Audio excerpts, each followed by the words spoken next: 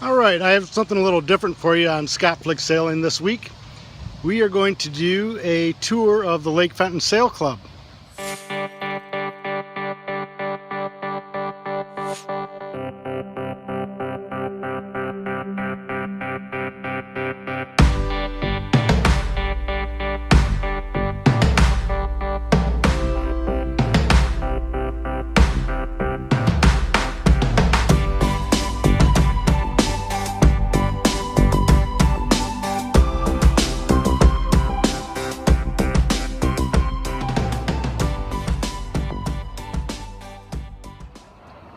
So here it is.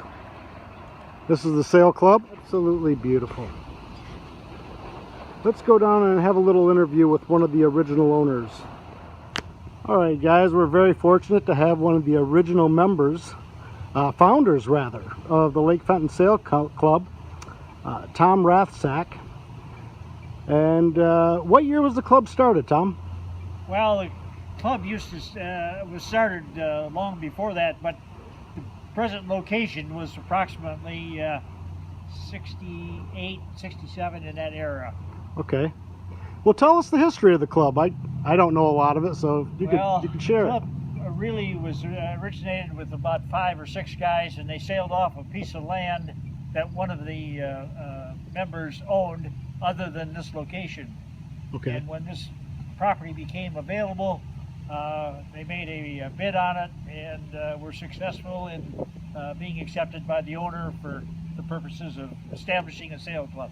Excellent. Now, how much property do you have here? This is approximately 3.5 acres, approximately 395 feet frontage on the lake, which is a big thing. So, Tom, how long have you been racing? And I see, you know, this is the last race of the year. What are you doing sitting here at this picnic table? Well, like I mentioned previously to you, I've got to have a crew on my boat to sail, and the crew left, and crew are hard to come by because everybody needs that other person. Right. So I was left without a crew, and then I had some physical conditions that restricted part of my sailing. So unfortunately, I've been unable to get into the racing. When did you get started sailing, Well, Tom? 69, 70, right in that era. So from their time right up until 2015 or 14, something like that. Fantastic. So what kind of boat did you race in all those years? Well, all these years I've been racing a sea scow, Okay. which is a 20-foot double-handed boat, very shallow dredge.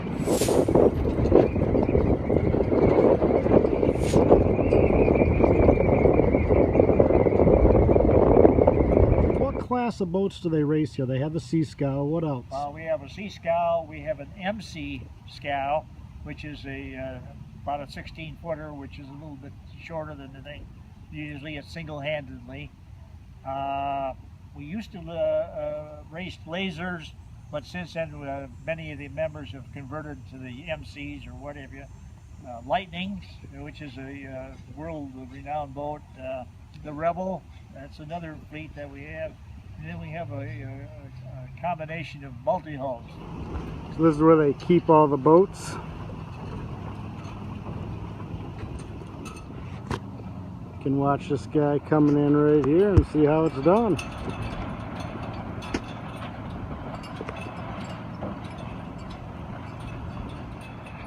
Got a nice little group of prams right here for you Opti sailors.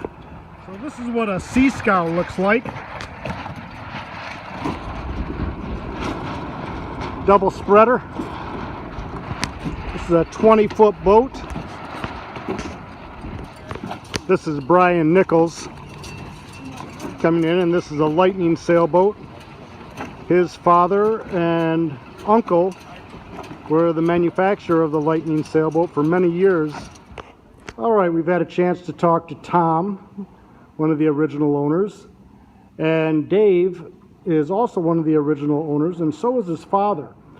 He and his brother George were the manufacturers of the Lightning sailboat in Michigan. Well, I worked on Lightnings through Nichols and Holman and Nichols Boat Works from when I was 13, and even though I'm retired, I still do a lot of boats. In fact, is I fixed one this morning. You fixed one this morning, you say? Charles?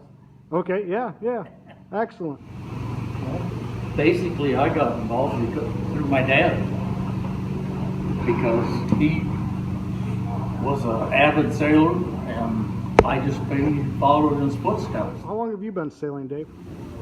since I was 12.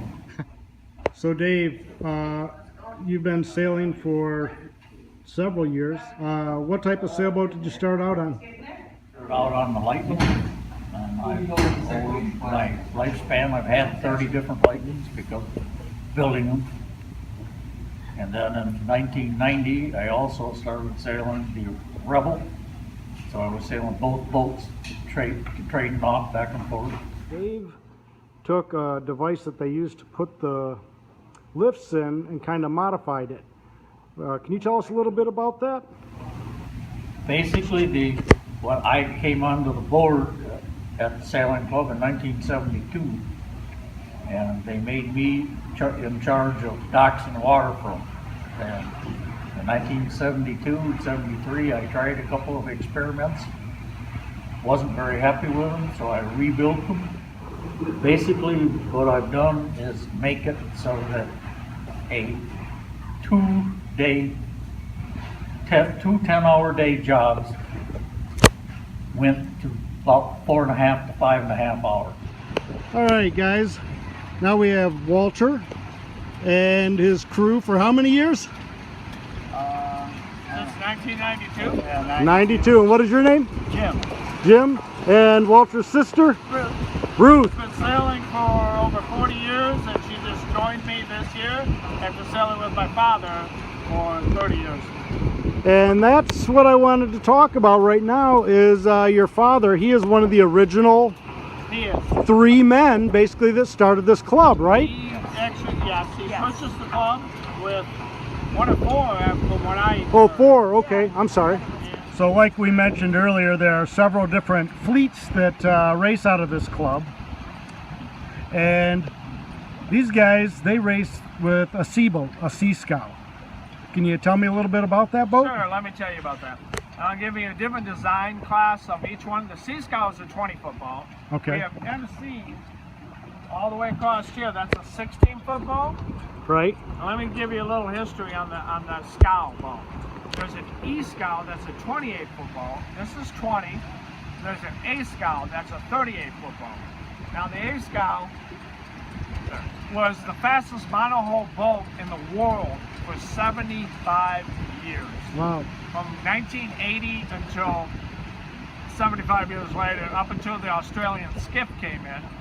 And then it's basically a shell of a boat, the Australian skiff, with a 35-foot mast, and they put an unlimited sail on it. And it was humorous because initially what they did is when they raced, they allowed like 6 people to go on with a trapeze and outriggers, and they would race to the windward mark, and then everyone jump off and then go downwind, and there was only 2 people.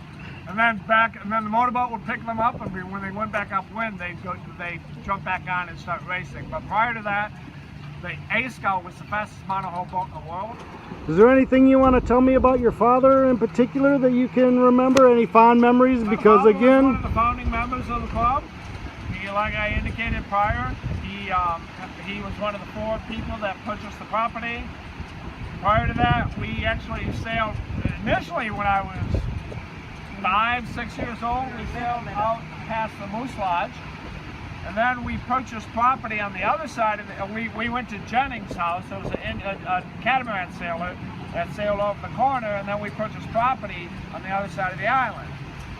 And then after that, we took that property, sold it, and then purchased this one with the 4 members, the 4 initially, founding members from them.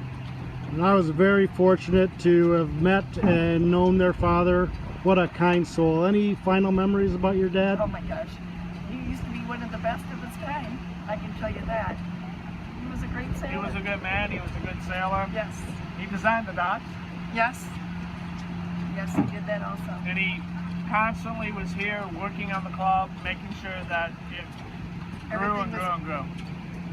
As did many other members as well. Well, thank you so much for your time, you three. I really appreciate it, and look forward to seeing the club grow. Great, thank you, Scott. All right, I'm sitting here with Frank Walker, one of the other original members. I thought there were three. I guess there were four. Frank, what can you tell me about the club? Actually, we bought the property around 1969. We needed 20 people to get enough money together to buy the property from the Aljo family. George Aljo, who was an undertaker in Flint, had passed away, and his estate was selling the property. And this had been a dance hall many years back, this property, and so we bought it for $30,000, which was a real steal at that time. Yeah. And we were able to get 20 people, or 20 shares, I guess. 2 or 3 people actually bought 2 shares in order to get enough money together to purchase the property. Well, sailors will do just to get a piece of property, right? Right. It was ideal. We had actually looked at 2 or 3 other properties on the lake at various times, and none of them passed. Well, in one case, I think the neighbors didn't want us there, and that was down on the southern part of the lake. Okay. But 4 or 5 of us had actually owned an empty lot down in the cove, and so we were part of the original group. And so after that, this property became available, and we snapped it up. And I've saved our Commodore for last. Michael Kassler, how long have you been the Commodore? I'm going on my 3rd year as Commodore. So what can you tell me about the sail club? If someone were interested in coming out to join your club, do you have any information you can share with our viewers? Right. We generally would start off with an introductory membership. It runs about $300 right now. After the first year, if you'd like to continue, you're eligible then to become a full membership. Dues for the year would be $350, and there'll be a stock purchase included in that. So all full members own stock, and that allows them to have voting rights for bylaw changes or other rules for the club. We do have associate membership, which does not include stock. So that's an option to get into the club without full benefits of the membership. And we do open it up to families too. So one membership per family is good enough for your whole family to come on out and enjoy. I saw the pram sailboats too for the kids to get out in. Yes, we have prams. That's about a 6-foot boat, a very active class in the United States here. And generally, we let the youth sailors take that out and practice sailing. And we're very active on the lake. And a lot of us go to outside regattas too to help promote sailing. So that's one of our chief goals for the club, but we're also here.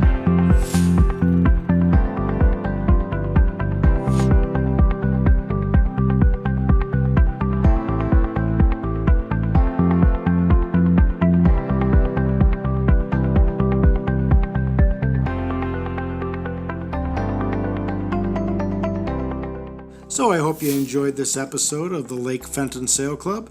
If you're in the area, please check them out. I'll leave their information in the description below. See you next episode.